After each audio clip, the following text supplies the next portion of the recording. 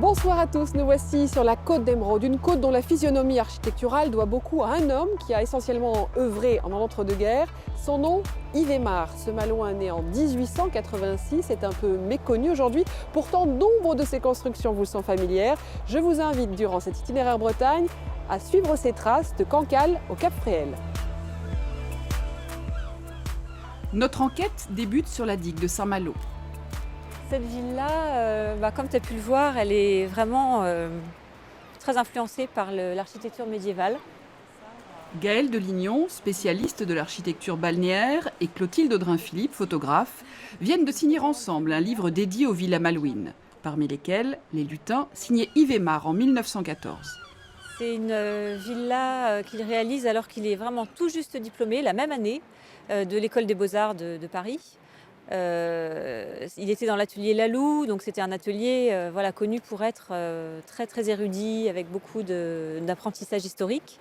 Et donc il revient à Saint-Malo, sa ville natale, et là, tout de suite, il enchaîne sur une commande de sa famille.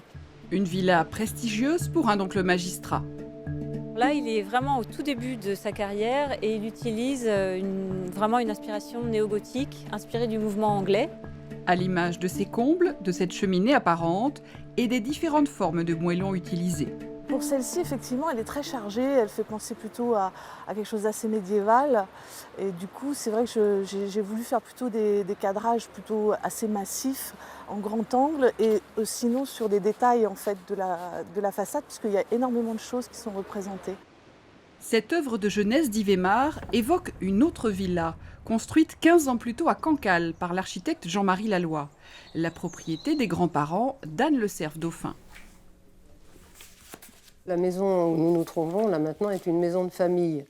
Donc, sachant qu'elle avait été une source d'inspiration pour Yves Aymard, ça a été pour moi le point de départ de mon travail.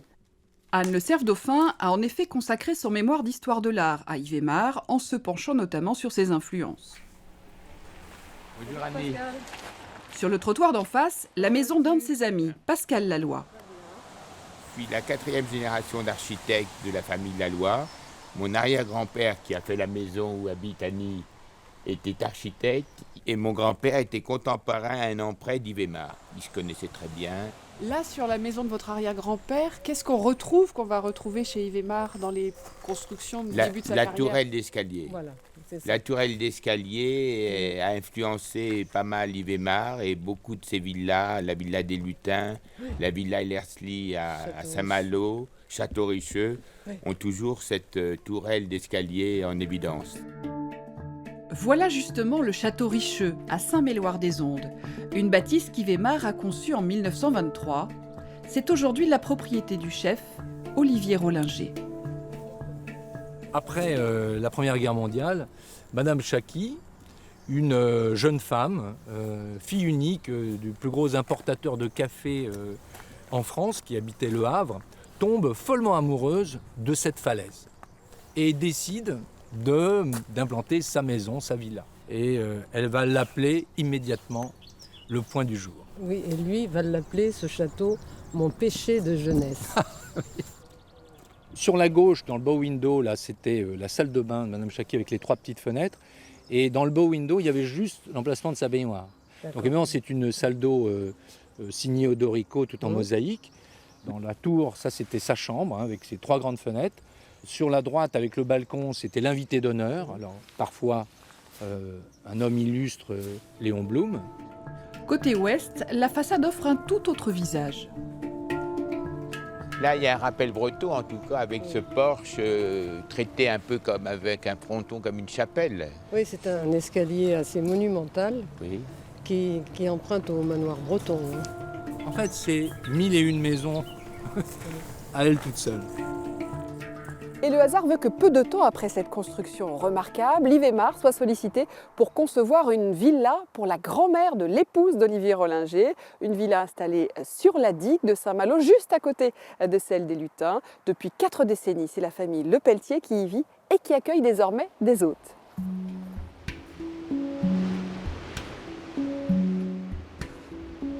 C'est la première fois qu'on prend une chambre d'hôte proche de la mer, comme ça. C'est impressionnant. C'est à la fois doux, ça te vide la tête, c'est très reposant. Le spectacle démarrait sur la grande plage de Saint-Malo. Jacques et Lydie Gaumont sont aux premières loges pour en profiter, depuis la villa Ellerslie où ils ont posé leurs valises pour quelques jours. C'est une maison qui a une histoire, qui a vécu des choses et qui, au niveau architecture, est belle. Il y a une composition, un mélange de pierres, de vitres, de couleurs. Une villa conçue par Yves Aymar en 1923 et acquise en 1981 par la famille Lepelletier. Près de 40 ans à y vivre chaque jour et désormais l'envie de partager ce privilège. C'est la seule maison particulière sur la digue où on accueille des hôtes. Voilà. Et je trouve que ces maisons qui ont presque 100 ans, moi je trouve ça, pour les gens, c'est une chance de pouvoir séjourner quelques jours dans la maison. Une manière aussi de financer l'entretien de ce patrimoine balnéaire soumis aux embruns.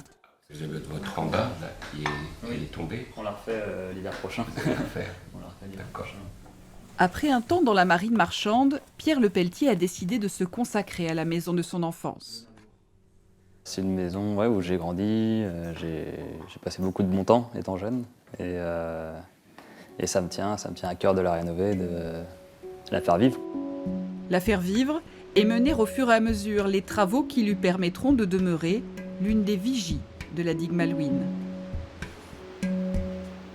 Si cette villa ressemble par certains traits à sa voisine, les Lutins, construite 10 ans plus tôt, on sent malgré tout une évolution du travail de l'architecte qui montre de plus en plus son attachement au régionalisme, un style qu'il a notamment appliqué à Sables-dans-les-Pins où je vous invite à nous retrouver demain.